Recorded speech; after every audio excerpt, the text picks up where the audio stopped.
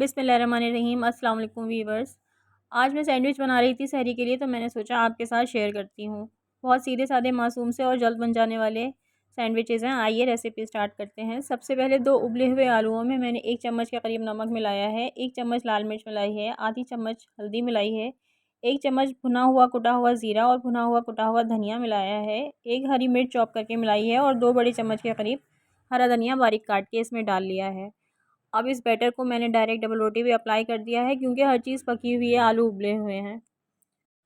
अब इसके ऊपर आप दूसरा स्लाइस रख दें और इसके ऊपर अपनी पसंद से या मक्खन लगा लें या ऑयल लगा लें या घी लगा लें।